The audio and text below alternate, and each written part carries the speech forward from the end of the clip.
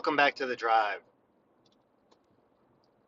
So in my jiu-jitsu school, we have a book club. We've had, I think, 3 meetings now, and I find it really rewarding. I really enjoy the reading material we've been looking at and just the discussion. Reading's always been one of my passions. I hated learning to read. It was a real struggle between me, my kindergarten teacher, and my parents getting me to go and read and write and just. But the first encounter was something I had to work to do, and I didn't like it. But as soon as I got the knack of it, I have loved reading ever since. I absolutely love it. I mean, give me a good book and give me time and space, and that's really all I want to be happy. I just love getting engrossed in some good reading. So this really plays into my interests. But last night we were discussing the first chapter of the Tao Te Ching and the book The Five Rings by Miyamoto Musashi. Both really good reads. So the Tao Te Ching, I'm really interested in digging into deeper, and we're taking it nice and slow. We did just one chapter, and it's short. It's like a short poem or a short passage. It's less than half a page, but it's deep. I mean, it'll have you thinking about it for a while. I think you'll find yourself thinking about it a few days later. It was very cool. And I was raised, as I've said before, in a very cloistered, narrow viewpoint. I was homeschooled, and my family was pretty religious, so it's a very specific point of view. And we weren't really exposed to any other ways of thinking. It was frowned upon. And I didn't really start to get exposed to any of that, I guess, until I was probably in my late teens when I started getting out of the house more. Got to listen to the radio, went to work at McDonald's. Not that like it was big life-changing viewpoints there, but it was just more exposure and broadening of horizons. Then the military was a bit of a culture shock, so a bit more broadening there. But it's only been in the last, I mean, I guess osmotically, just like being exposed to more and more things, I've gathered some and having greater and more varied reading. But I have only really started to seek out different ways of looking at the world in the last maybe decade at most. And Eastern philosophy is really hard to get when you come from a very Western mindset. And like my friend Joe said, he was leading the class last night, and he's had a few more years being exposed to this. And he says, like, yeah, I don't know if you can fully get it being a Westerner. And I think probably the person who's done that best is Alan Watts. So I've definitely listened to a fair amount of Alan Watts. I've read some of his work. I've read the book by Alan Watts. And I've listened to a fair number of his lectures. And I really think you have to listen to him to appreciate his work. Because there's just a wonderful tongue-in-cheek sense of humor about the whole thing, where he gets very serious and very into it, and at the same time knows it's all very light and fanciful, and you can't take it seriously.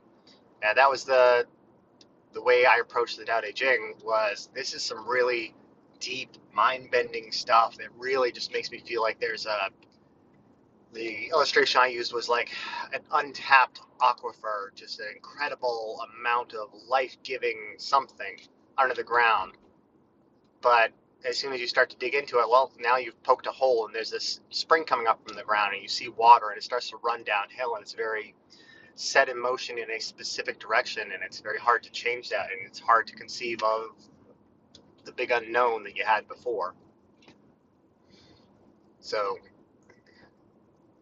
I really enjoy the work. I mean, he doesn't have that much work. It's really good. But Patrick Rothfuss is one of my absolute favorite fiction writers. And he did The Name of the Wind, the Kingslayer Chronicles, but The Name of the Wind is the first book. And The Wise Man's Fear is the second book. And I've been waiting over a decade for the third book that he said he had written back in the 2000s. And he's just editing. Write faster, damn it.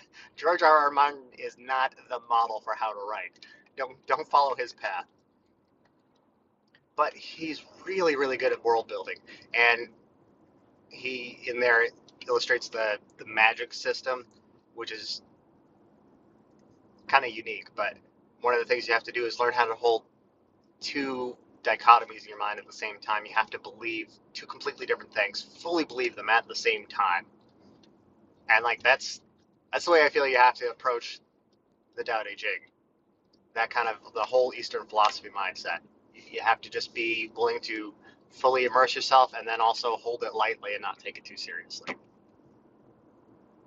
It's very odd. Very different for me from the way that I was raised. I like it. It's very fun.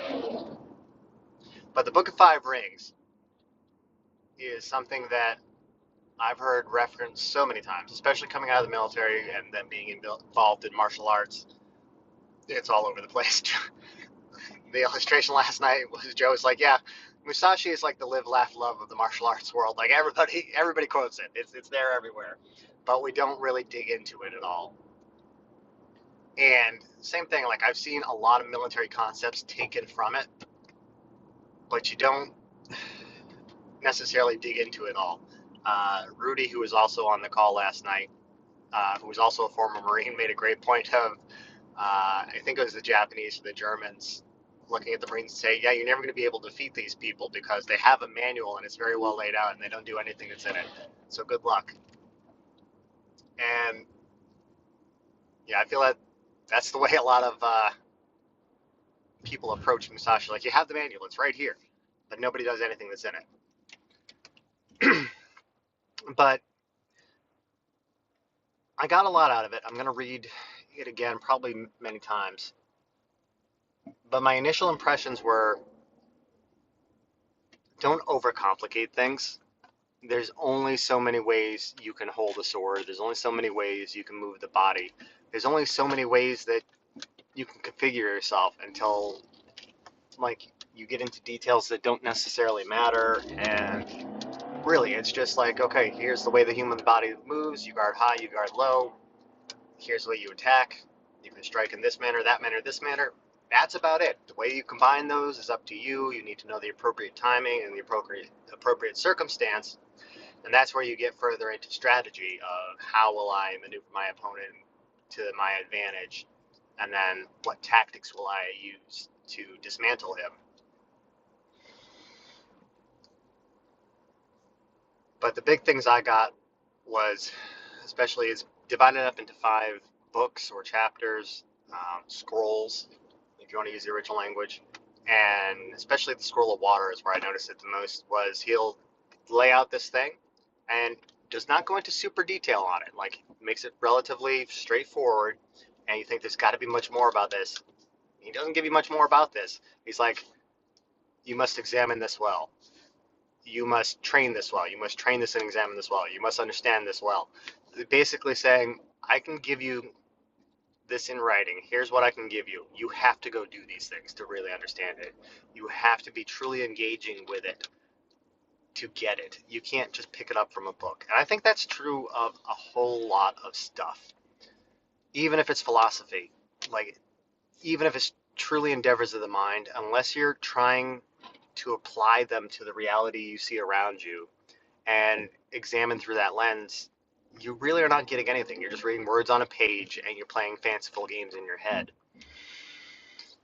You can read a book on how to survive in the wilderness, and unless you go out there and you practice that field craft, it ain't going to do you a damn bit of good if you actually end up in a scenario where you need it, because you don't have any practice. You haven't applied it. You don't remember what it said on page 3. You don't know how to use a tourniquet in a life-saving situation. And I think that's the hard part.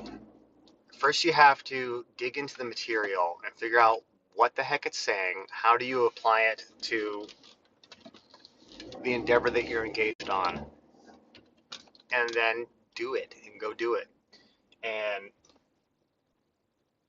something I found because I've read, there's a book called Musashi, which kind of gives the narrative of Musashi's life, and it's fiction, but it pretty much holds to the facts of his life and kind of gives a narrative to it. It's like a docudrama, but it's a great book. It's huge. Go read it.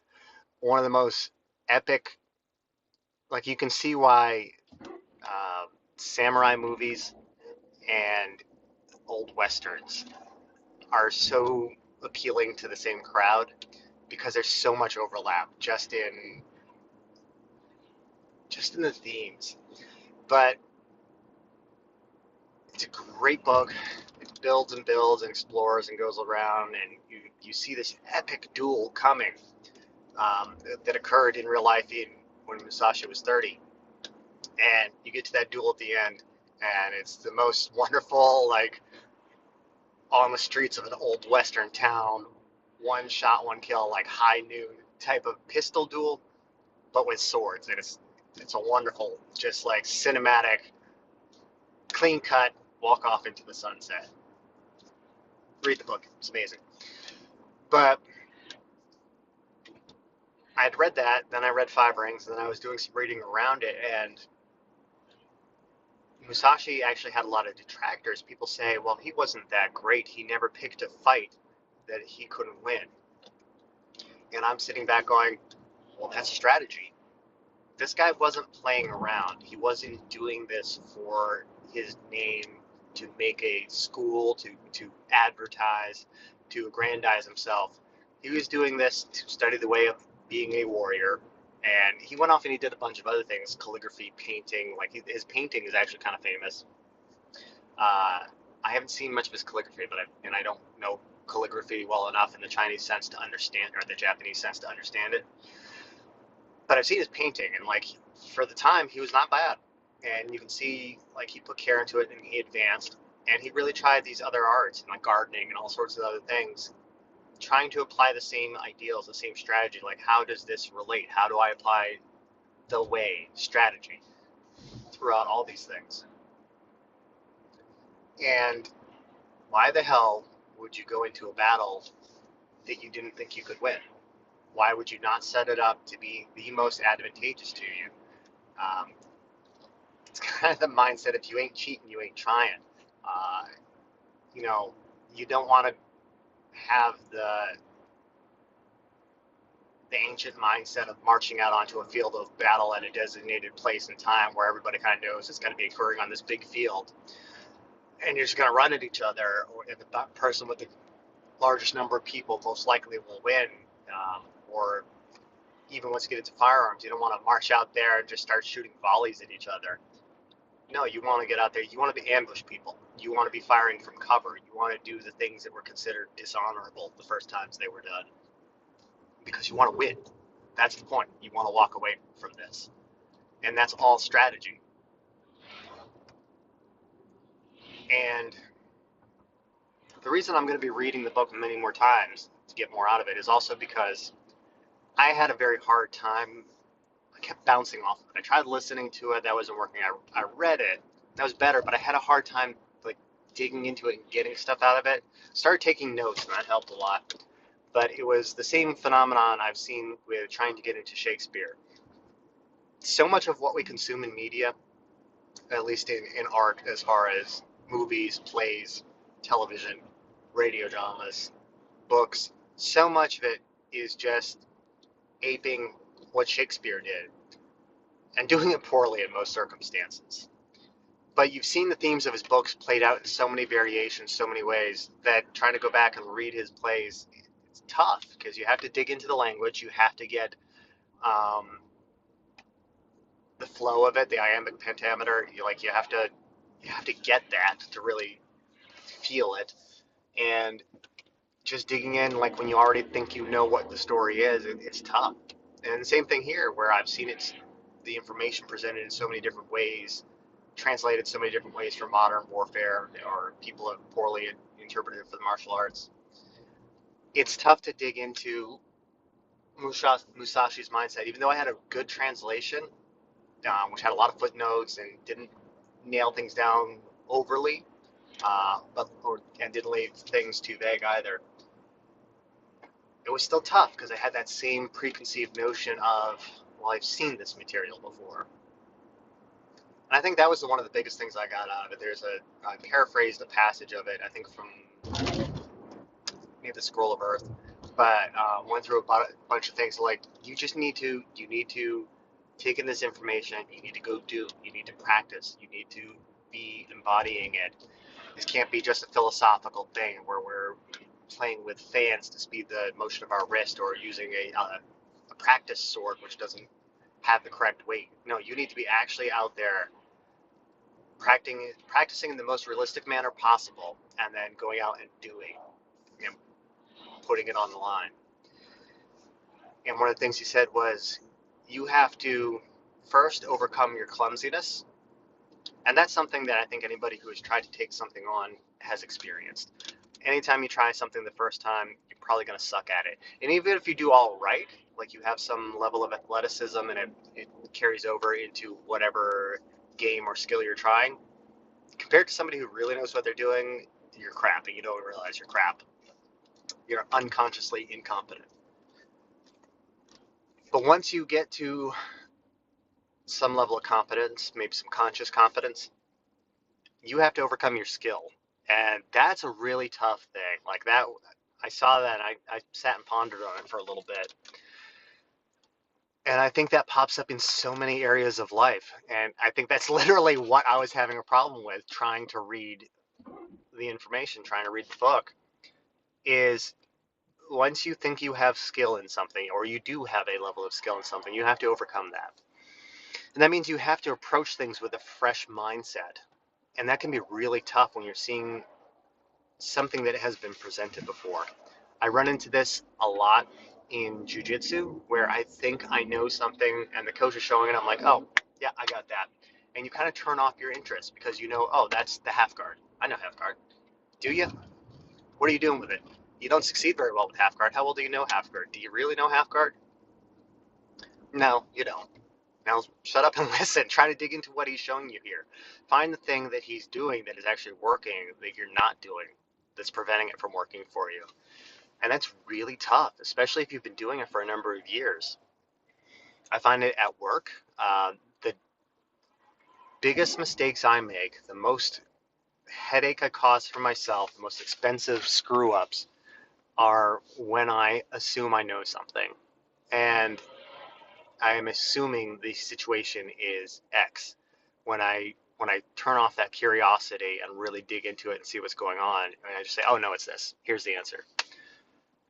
That's when, if I haven't, if I have just brushed something off as being a specific situation, didn't look into it, there's a very high chance of it being a different situation. And now I've put myself or the department down the wrong road and wasted time, money, effort, and maybe cost a lot of money. That has happened. You don't know embarrassing until you miss some details and footnotes in a parts catalog and end up costing $5,000 to $10,000 worth of screwed up parts and labor for the technician and call back for the customer. And yeah, it's not fun. It's really not fun. So trying to keep that fresh mindset is tough. And it's something I think we have to do periodically throughout life in different aspects of life. And I've talked about it before where gaining the ability to have a little bit of detachment really changed the path of my life for me, the way I approach life. And I need to do more meditation. Like that really does help. It seems stupid, but it really does help me get into that mindset of detaching from the flow that's going on and the thoughts and emotions of being carried along, and just step outside and look at a situation. And I don't do it all the time, and I need to periodically revisit it. I do it probably 2 or 3 times a year. I'll get on a few weeks worth of daily habit of meditation and stretch it out to 10, 15, 20 minutes. And I find that's about the useful limit for me. I have gone much longer, but I think for practical purposes, that's about what I need. And it doesn't have to be a daily thing. It's like a refresher course. So that's what I got out of it. That's my first read. I think there's a lot more that can be had from it. But I'm curious if you watch these, if I ever get any interaction back and forth. do you run into the same thing? Do you have that same difficulty approaching something that you think you know? Do you have a hard time detaching in life to look at a situation with fresh eyes and not be caught up in what you think is the answer or what you think the situation is? To not be just pulled along by your foregone conclusion, and it's tough. Like, we build knowledge for a reason, but can you go back and holding those that dichotomy in your head? Can you have all the knowledge and still approach it as if it's your first time? That's really tough. So yeah, does that pop up for you in your life? I guess that's my big question leaving today. All right, that's about it for me. Thank you all for watching or listening, and hope to see you again. Of course, I never see any of you because this is a one-way conversation, but hope to have some interaction at some point. Maybe, I don't know, maybe these things will be years old before, and if I keep doing that, maybe I'll have a ton in the bank before anybody finds them and starts actually digging into them. But we'll see. All right. If you ever want to try jiu-jitsu, come check out Prince of Brazilian Jiu-Jitsu. If you want to have a talk, hit me up. I'm the BFOS on most social media. You can hit me up here on YouTube. Let's converse. Take care.